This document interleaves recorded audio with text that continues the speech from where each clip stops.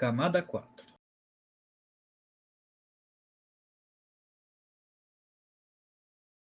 A Pepsi 400 de 2001 foi manipulada.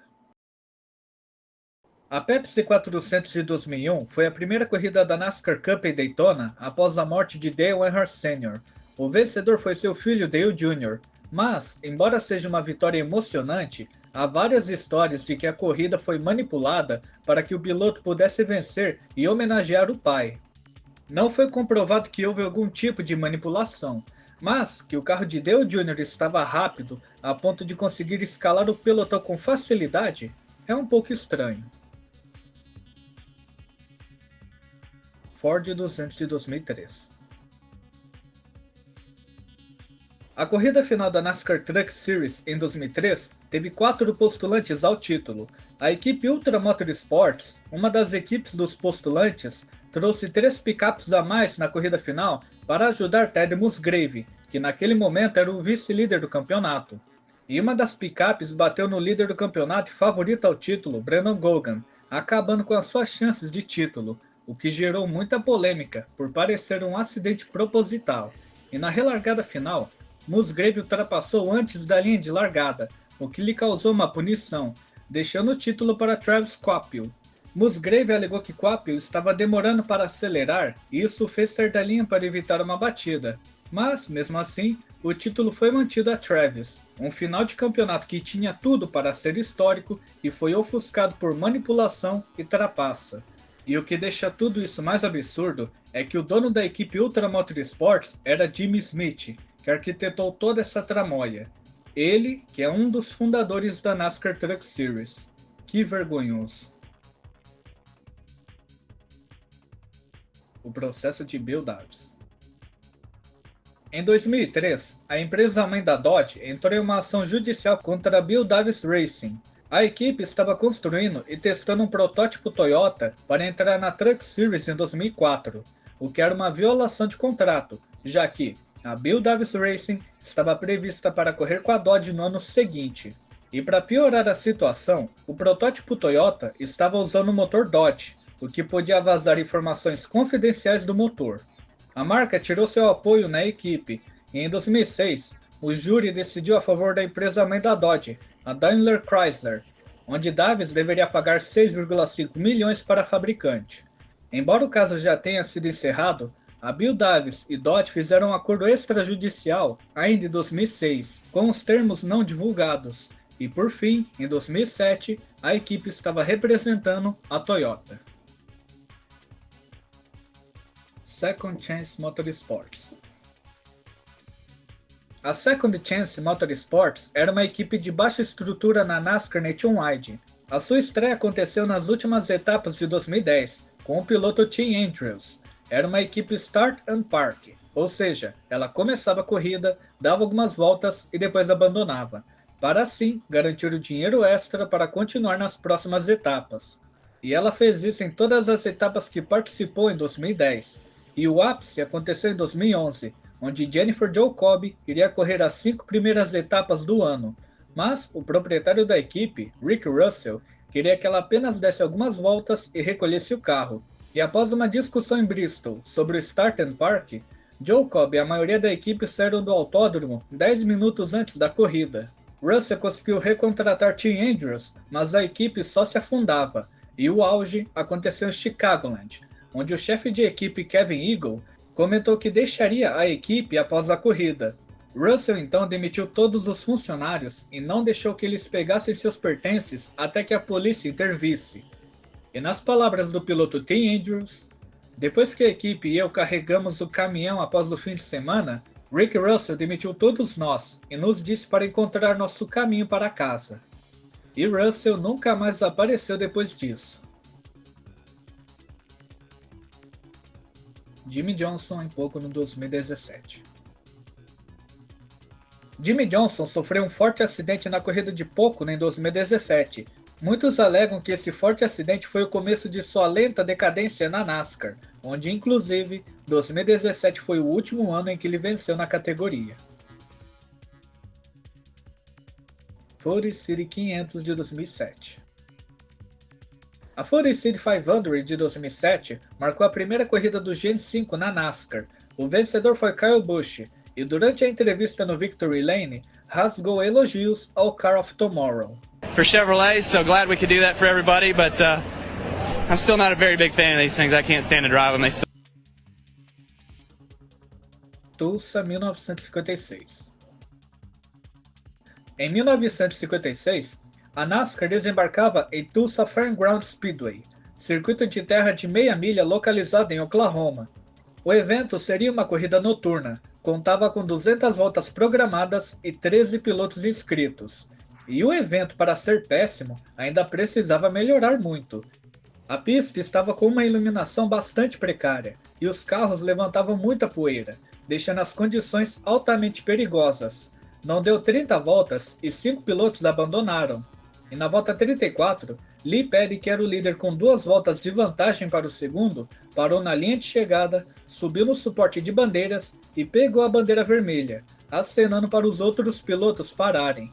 O evento foi dado como encerrado, para a revolta dos fãs que queriam matar alguém por lá. A polícia foi acionada e o público recebeu seu reembolso. A corrida foi um completo desastre e a NASCAR não distribuiu vitórias, pontos ou prêmios em dinheiro pela etapa. Ao que parece, é a única corrida de sua história que começou e não se tornou oficial. Também foi a única vez que a NASCAR correu em Tulsa Fairgrounds Speedway. É uma corrida que a categoria quer fingir que nunca aconteceu. Dodge Gen 6. Em 2013, a NASCAR Cup estava estreando a sua nova geração de carros, e a Dodge estava à procura de uma equipe para usar a sua marca. A equipe Penske, que tinha uma longa parceria com ela, acabou indo para a Ford na nova geração, e sem encontrar uma equipe para 2013, a marca saiu da Cup Series antes da primeira corrida. Let Team Race. Já que não podiam correr na vida real por conta da pandemia Covid-19 em 2020, os pilotos da NASCAR organizaram um campeonato virtual no iRacing, e um dos destaques do campeonato foi Timmy Hill, que já tinha uma longa carreira no jogo. Nas 7 corridas do ano, ele teve 6 top 5 e venceu na corrida do Texas. E em 2021, na primeira corrida virtual do ano, Tim e sua equipe não foram convidados a correr, o que fez com que vários fãs da categoria levantassem a hashtag Let Team Race, deixem time correr. E essa hashtag chegou a ser a 7ª mais comentada no X, no Trend Topic dos Estados Unidos. E as preces foram ouvidas pela equipe Penske. Brad Keselowski recusou correr na prova de Bristol, Austin Cindric foi escalado, mas o mesmo cedeu 2 para time correr, e o piloto chegou em 8º. ATE T250 de 2007. A prova da NASCAR Busch Series em Milwaukee 2007 teve uma grande polêmica. A equipe Joey Gibbs queria Denny Hamlin no carro 20 para correr.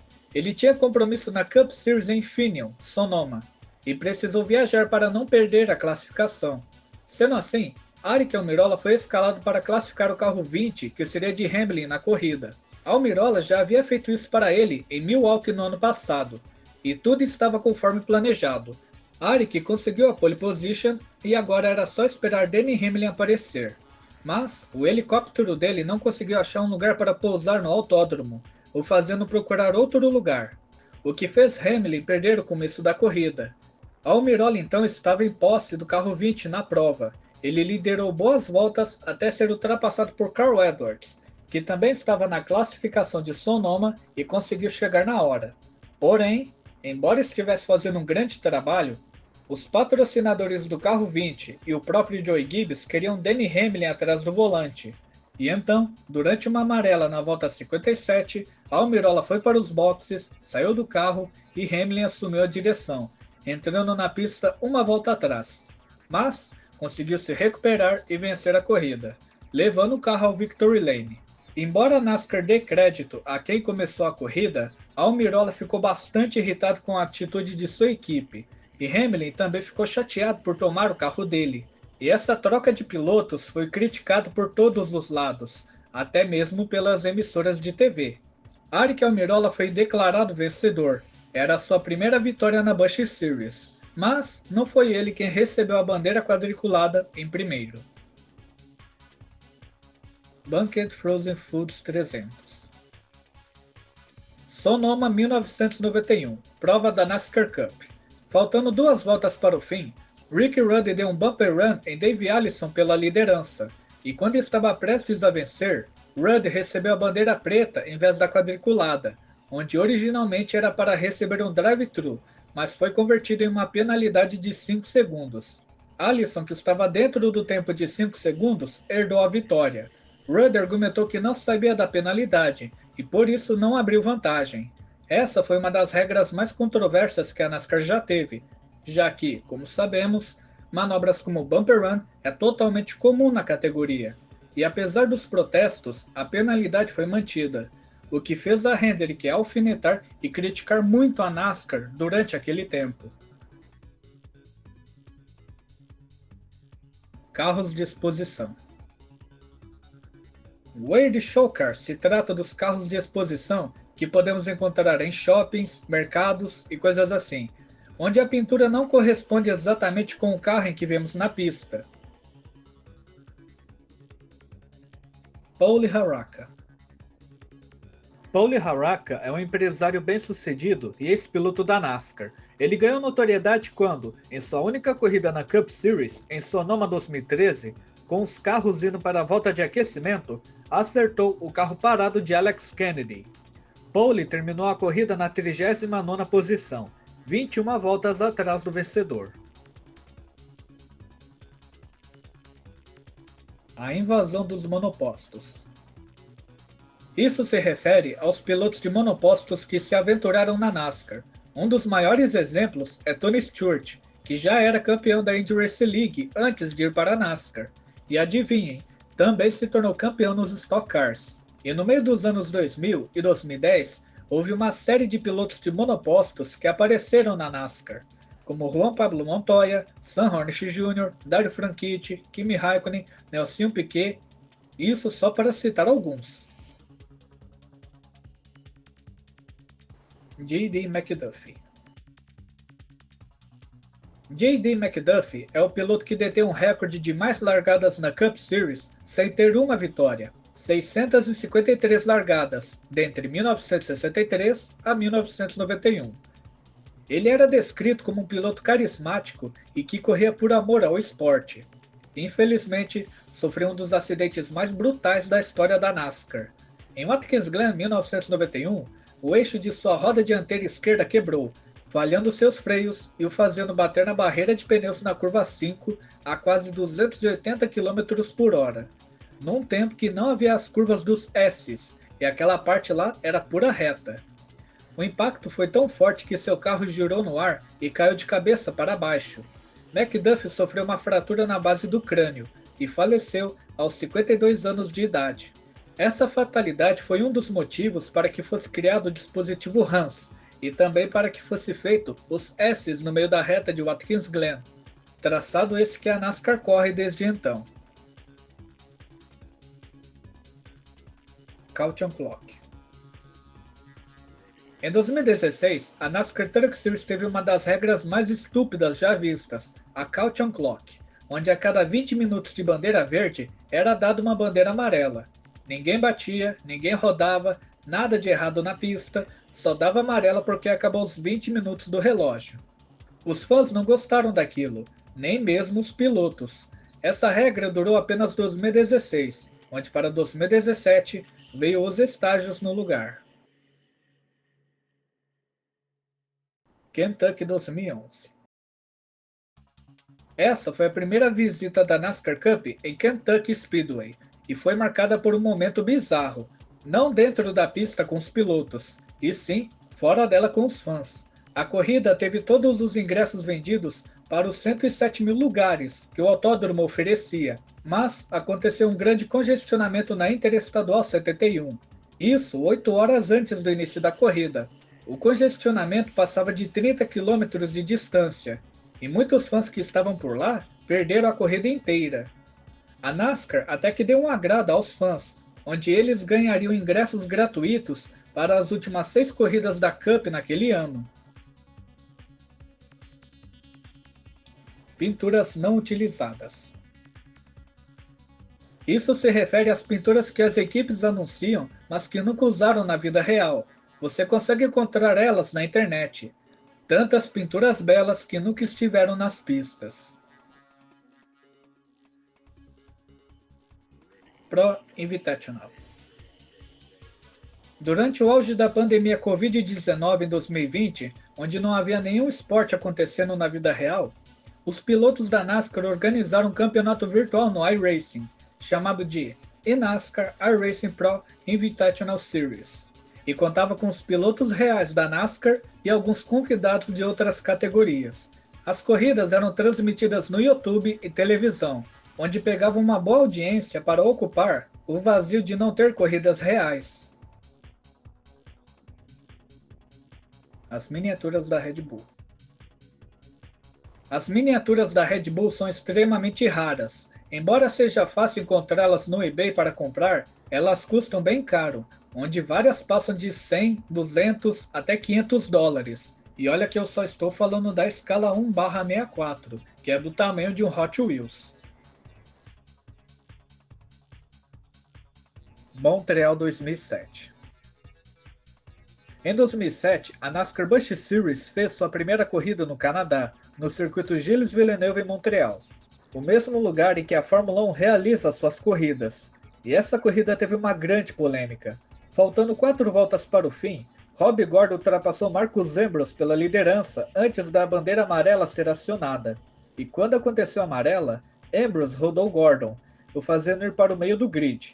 De acordo com as regras, no momento em que a amarela é acionada, as posições seriam mantidas. Sendo assim, Rob deveria ser o líder, mas foi colocado como 12º por estar parado. E em vez de obedecer a regra, o Flash Gordon colocou seu carro na segunda posição, bem atrás de Ambrose. E em vez de dar bandeira preta ao piloto, a NASCAR deu bandeira verde, e isso não acabou bem. Como vocês imaginam, na relargada, Rob rodou Marcus, e logo depois foi desclassificado da prova, e a vitória ficou com Kevin Harvick. Mas o Flash Gordon continuou aprontando. Ele fez um burnout junto de Harvick e depois foi suspenso pela NASCAR da prova de Pocono, que aconteceria no dia seguinte, onde ele estava previsto para participar. E além disso, também tomou uma multa de 60 mil dólares. Aero Wars. Se trata da disputa entre as marcas Dodge, Ford, Plymouth e Mercury em 69 e 70, quando os Stock Cars aerodinâmicos tomaram conta do grid da NASCAR. Era realmente uma guerra para ver qual marca tinha um carro mais veloz, e esses carros eram insanos, principalmente nos ovais mais velozes. A Guerra dos Pneus. A NASCAR por um tempo teve 2 fabricantes de pneus, o que já rendia uma disputa entre elas para ver qual fazia o melhor composto. Mas o que antes era uma disputa até que bem respeitável e de cavalheiros, virou uma verdadeira guerra em 1988 e 89. A marca Hoosier entrou na jogada para disputar contra a Goodyear, e a NASCAR permitiu que as equipes pudessem alterar a escolha de pneus ao longo do ano. Os pneus da Hoosier eram bem mais macios e rápidos, enquanto os da Goodyear eram mais duradouros e seguros. Mas chegou em um momento em que ambas as fabricantes perderam a cabeça e realmente começaram uma guerra. Não importava se ele durava pouco ou se não era seguro, o que importava era dele ser rápido, o que ocasionou uma série de estouros nas corridas em 1988. E em 1989, a Goodyear lançou os pneus radiais, que foi um duro golpe na Hoosier, que saiu no meio do ano. Ela retornou em 1991 com os ânimos já controlados. Durou um bom tempo até que saiu da categoria em 1994, devido aos altos custos e falta de interesse das equipes. Overtime Line. Em 2016, a NASCAR criou uma regra chamada de Overtime Line, ou a regra da linha de prorrogação, onde dizia que, em caso de uma relargada de prorrogação, se os carros cruzassem uma linha branca que era localizada no meio do percurso, a corrida acabava de qualquer maneira, com ou sem amarela, mesmo que estivessem ainda em 2 voltas para o fim. Essa regra foi bastante confusa e durou até agosto de 2017. O acidente no teste em Road Atlanta. Em 2011, a equipe Penske estava em um dia de testes com Brad Keselowski na pista de Road Atlanta, o mesmo circuito em que acontece a Petit Le Mans. Era bem comum na época as equipes da NASCAR treinarem em outros circuitos mistos para se prepararem para correr nesse tipo de pista no campeonato. Porém, nesse teste, Keselowski teve problemas nos freios e bateu de frente na curva 1 a mais de 250 km por hora, no puro concreto. Ele acabou quebrando as pernas, o tornozelo direito ficou bastante machucado e o esquerdo bastante inchado. E apesar do forte acidente e de ainda sentir dores, o piloto correu na semana seguinte em Pocono na NASCAR Cup, onde inclusive ele venceu a corrida. Esse acidente fez a NASCAR repensar em suas regras de permitir equipes treinarem em circuitos fora de seu calendário. LastCar. LastCar é um site criado por Brock Baird, um americano historiador e escritor.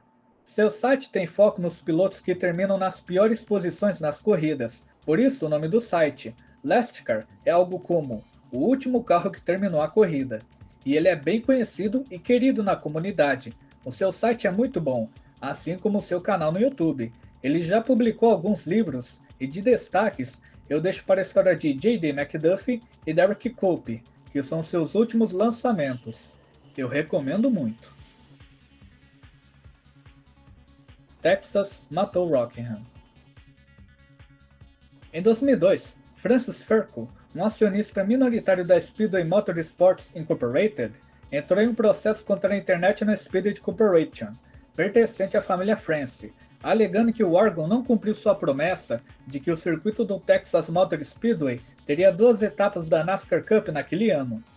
O processo foi encerrado em 2004, onde, como parte de uma reestruturação no calendário, a Speedway Motorsports Incorporated comprou a International Speedway Corporation, onde vinha junto o circuito de Rockingham Speedway, localizado na Carolina do Norte, fazendo com que Texas Motor Speedway pegasse suas datas no ano, não apenas uma, mas as 2 datas, deixando Rockingham ausente de corridas por um bom tempo.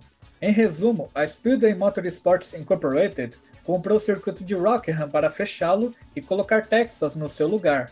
Por isso que dizem que Texas Motor Speedway, um circuito que atualmente acontece corridas bem duvidosas, acabou matando o Rockingham Motor Speedway e a deixou abandonado. Felizmente, em 2025, a NASCAR Xfinity e Truck Series retornaram ao circuito. A classificação na Geico 500 de 2014. Na classificação da NASCAR Cup em Talladega 2014, haviam 2 grupos formados para a classificação. O grupo 2 havia ido para a pista, mas ninguém estava querendo ficar na frente do pelotão, e isso virou uma grande bagunça, onde alguns pilotos conseguiram abrir a sua volta rápida, enquanto outros não. A vitória 200 de Richard Petty. As 400 milhas de Daytona, em 1984, foi palco da última vitória de Richard Petty. Na volta 158 de 160, o rei estava, aparentemente, disputando a vitória contra Cale Yarborough, até que na curva 1, Doug Riverson acabou batendo. Isso fez com que a bandeira amarela fosse acionada, mas, na regra da época, o período de bandeira amarela não começava até que os pilotos cruzassem a linha de chegada, e como também não havia prorrogação, quem cruzasse a linha de chegada primeiro, entre Hay e Yarborough, seria o vencedor da prova. Petty venceu com um para-choque de diferença, mas, após uma análise, foi visto que Cale não foi o segundo, ele estava a uma volta atrás, e o segundo legítimo foi Harry Gant. Após vencer, o rei foi comemorar sua última vitória com o presidente dos Estados Unidos da época, Ronald Reagan. Acidentes na aviação. A NASCAR já teve uma série de acidentes aéreos em sua história, como não fatais, igual Dale Jr. em 2020 e Rick Hendrick em 2011, e as infelizes tragédias em 2004, com parte da família Hendrick falecendo, e o duro golpe em 1993, onde a NASCAR perdeu 2 de seus grandes pilotos, o atual campeão da época, Alan Kulick de avião, e meses depois, Dave Allison de helicóptero. Eric McClure. Eric McClure foi um piloto de poucas corridas na Cup Series e de poucos resultados expressivos na Xfinity. Ganhou notoriedade após um forte acidente na prova de Talladega 2011, na chamada Nationwide na época. E segundo histórias, esse forte acidente prejudicou muito a sua vida pessoal. Em 2018 foi preso por violência doméstica, onde foi condenado a 12 meses de liberdade condicional. E em 2 de maio de 2021, o ex-piloto faleceu aos 42 anos, incluindo o diagnóstico de um distúrbio musculoesquelético grave no verão de 2019. Um acidente em 2012 poderia ter feito sua vida decair de pouco em pouco. John Stanley. John Stanley ganhou notoriedade na NASCAR por ser rápido, mas também bastante afobado e agressivo. Chegou a vencer uma corrida na Truck Series em Las Vegas, porém, em sua vida particular, tudo estava um inferno, seja para ele ou para as pessoas ao seu redor. Em 2019, teve 3 acusações de violência doméstica contra sua esposa, e foi condenado a 12 meses em liberdade condicional, e pouco tempo depois veio o divórcio, e em outubro de 2021, invadiu a casa de sua ex-esposa com um machado nas mãos. O atual namorado atirou e matou Townley, e acidentalmente atirou na mulher. Não foi revelado o desfecho de toda a investigação, mas, ao que se sabe por enquanto, é que John Stanley, desde 2015, sofria com ETC, a encefalopatia traumática crônica, por causa dos fortes acidentes que teve ao longo da carreira, o que poderia ter alterado a sua pessoa. Os números no All-Star de 2020. No All-Star de 2020, as equipes da NASCAR pediram para que a categoria movesse os números das laterais dos carros, os deixando mais perto das rodas traseiras, para que assim tivesse mais espaço nas laterais para os patrocinadores aparecessem. E essa mudança se tornou permanente em 2022 com os carros do Gen 7, mas com os números mais perto das rodas dianteiras. Joseph Lombard. Joseph Lombard foi um youtuber bastante conhecido no universo NASCAR. Ele tinha um grande carisma e suas gameplays eram vistas por várias pessoas, sendo um dos primeiros, ou se não, o primeiro youtuber de NASCAR a ficar famoso na plataforma, praticamente um pioneiro de gameplays, e chegou ao ponto de patrocinar um carro da NASCAR real em 2019 com sua empresa, a Lombard Bros Gaming. Porém, ninguém poderia imaginar que o carismático youtuber sofreria um exposed de um negócio muito grave. Em outubro de 2020, foi revelado que Joseph assediava e mandava mensagens inapropriadas para garotas menores de idade, chegando ao ponto dele perseguir uma em específico, onde além de mandar fotos de seu órgão para ela, também lhe enviava vários presentes, desde um jogo de NASCAR Heat até bombons, flores e cartões de Dia dos Namorados. Não se sabe por onde Joseph anda atualmente, mas o seu canal está praticamente morto. Nem mesmo seu irmão, Zachary Lombard, está ativo nas redes sociais. Ele que por sua vez não esteve envolvido em nenhuma polêmica do irmão. Mas ninguém está a fim de ver novamente o canal revivido com Joseph. A briga de Danny e Bubba. Na Daytona 500 de 2018, Denny Hamlin e Bubba Wallace se encontraram na última volta, onde o 11 jogou o carro para cima de Bubba perto da linha de chegada, resultando em uma discussão acalorada após deixarem os carros. A situação ficou tão azeda que Hamlin reclamou sobre o incidente no X e tirou Bubba de sua equipe de caridade. E é bem irônico que nos dias de hoje, ambos tecnicamente são companheiros de equipe, onde Bubba representa a equipe de Hamlin na Cup Series, a 2311. Race Jam. Em 2001, havia planos de ter um filme da NASCAR de nome Race Jam, que seria um spin-off do filme Space Jam dos Looney Tunes. Não há muitas informações e detalhes sobre o filme, apenas que a estrela principal seria Jeff Gordon. Kurt Busch em Fontana 2015. No começo da temporada, Kurt Busch foi suspenso por tempo indeterminado após surgir alegações de que ele teria abusado de sua ex-namorada.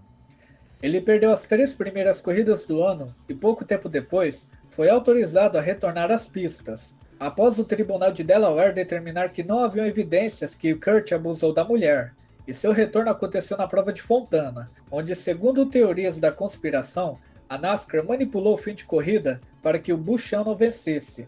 Depois de abrir a última volta na liderança, aconteceu um acidente bem atrás, porém, a NASCAR deixou a corrida continuar, e Brad Keselowski ultrapassou Kurt Busch pela liderança. O Bad Brad venceu e Busch foi o segundo.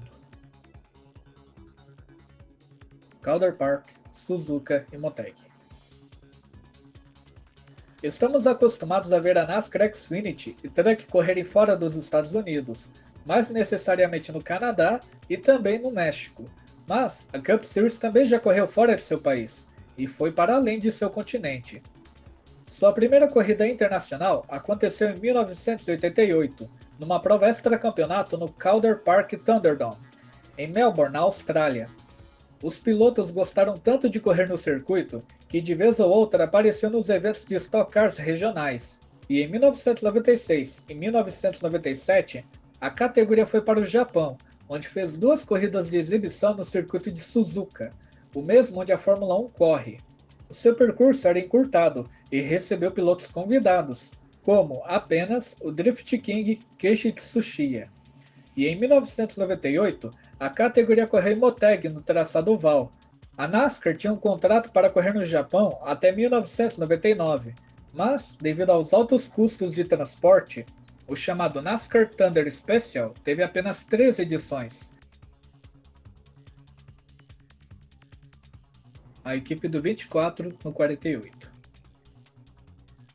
Em 2010, a NASCAR Cup estava em sua antepenúltima etapa do ano, no Texas, e a equipe de pit stop de Jimmie Johnson estava prejudicando seu piloto, onde durante a corrida houveram 2 pit stops ruins, fazendo o JJ perder muitas posições, e quando Jeff Gordon abandonou, o chefe de equipe do 48, Chad Knaus, teve uma ideia genial.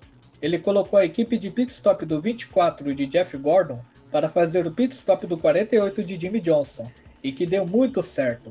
Tão certo que, como Jimmie Johnson ainda disputava o título e Jeff Gordon não tinha mais chances, nas últimas 2 corridas do ano, os mecânicos de Jeff Gordon passaram a ser de Jimmie Johnson.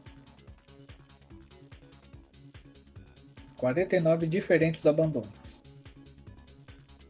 No site da NASCAR há um artigo onde ela conta dos 49 tipos de abandonos que aconteceram ao longo de sua história. Quando o piloto abandona uma corrida, ele deve informar para a direção de prova o motivo, e a NASCAR já teve 49 diferentes tipos de abandono, desde os mais normais como quebra de suspensão, acidente, motor, e desde até os mais absurdos, onde o carro atola na areia de Daytona Beach, um fã fez o piloto abandonar a corrida, o piloto abandona porque quer evitar fadiga, o assento está quebrado, pneus super desgastados, uma série de motivos bizonhos, totalizando assim 49 diferentes tipos de abandonos que já aconteceram na NASCAR. Eu recomendo que vocês leiam esse artigo.